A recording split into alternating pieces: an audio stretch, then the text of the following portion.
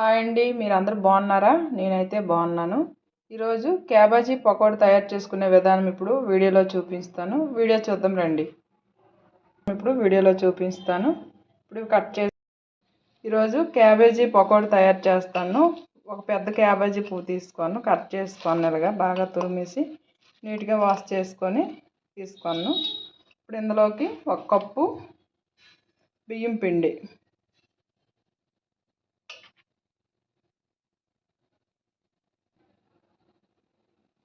1 cup శనగపిండి,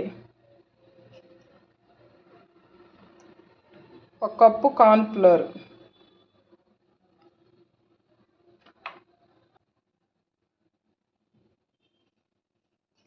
కారం, ఉప్పు, అల్లం వెల్లుల్లి పేస్ట్ అన్నీ ఇప్పుడు వేస్తాను.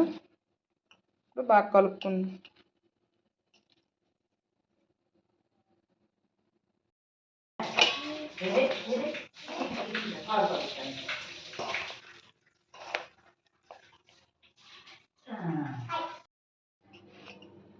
పకోడీ ఎక్కువ నీరు వేసి కలపకూడదు, ఎందుకంటే మనం కడుక్కున్నప్పుడు తడిగా ఉంటుంది కాబట్టి ఇలాగ మనకు ఉల్లి పకోడీకి ఎలాగ వేసుకుంటామో అలాగే కలుపుకోవాలా. పల్లీలన్నీ బాగా కలిసేటట్టుగా ఉప్పు అన్నీ చూసుకోవాలా. ఇప్పుడు ఆయిల్లో ఇది ఫ్రై చేసుకోవడం చూపిస్తాను. ఇక పెద్దది పాన్ తీసుకున్నాను, దీంట్లో ఫ్రై చేద్దాం. ఆయిల్ బాగా మరగాల. ఆయిల్ బాగా మరిగితేనే వేగంగా పకోడీ మనకు ఉల్లి పకోడీ ఎలాగైతే వేస్తాం అలాగే వేయాలి, అలాగే బాగా ఫ్రై అవ్వాలి. ఫుడ్ కలర్ వేస్తేనే ఈ కలర్ వస్తుంది. ఇలాగా రెడ్ ఫుడ్ కలర్ వేసాను, మనకి పకోడీ ఫ్రై అయ్యాక రెడ్గా కనబడుతుంది. ఆయిల్ కాగిందో లేదో చూద్దాం. ఆయిల్ బాగా వేడెక్కింది. ఇలాగా మనకు ఉల్లి పకోడీకి ఎలాగ వేస్తామో అలాగే వేసుకోవాలి దూరం దూరం.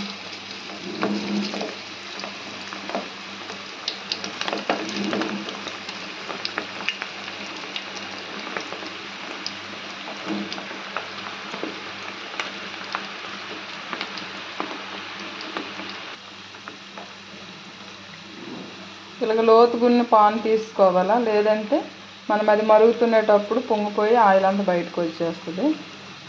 చూడండి బాగా ఫ్రై అవుతుంది. బాగా తడిగా అయిపోయింది అనుకోండి, ఈ ముద్ద అనేది ఎక్కువ ఆయిల్ పీల్చేది. ఇలాగ పొడి పొడిగా ఉండాలి, కలిపేటప్పుడు ఎక్కువ వాటర్ వేయకూడదు.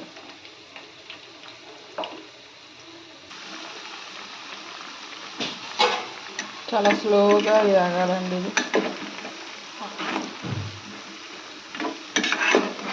కరకరలాడినంత వరకు మనం వేసుకోవాలి. ఇంకా మనకి బాగా చాలా టైం పడుతుంది.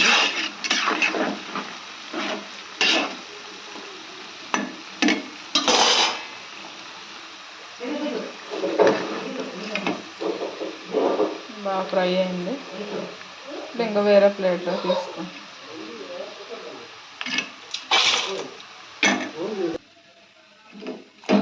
అంత బాగా ఫ్రై అయ్యాయి. క్యాబేజీ పకోడీ రెడీ అయ్యే విధానం ఇప్పుడు వీడియోలో చూసాం కదా, చూడండి ఎంత బాగా రెడీ అయిందో. నా వీడియో కానీ మీకు నచ్చితే లైక్ చేయండి, సబ్స్క్రైబ్ చేయండి. ఏదైనా డౌట్ అయితే కామెంట్ చేయండి.